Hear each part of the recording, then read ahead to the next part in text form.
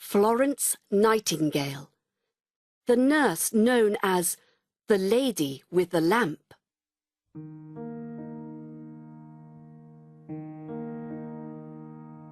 My first name comes from a beautiful Italian city, and my second name comes from a beautiful bird. But during my career, I saw many things that weren't beautiful. I saw soldiers with terrible wounds. I helped them and other sick people to survive. I was born on the 12th of May, 1820, in Florence, Italy. My parents, who were English, lived in Italy at that time. I had a sister called Parthenope. Both of us were given the names of the places where we were born. My family moved back to England in the year after my birth.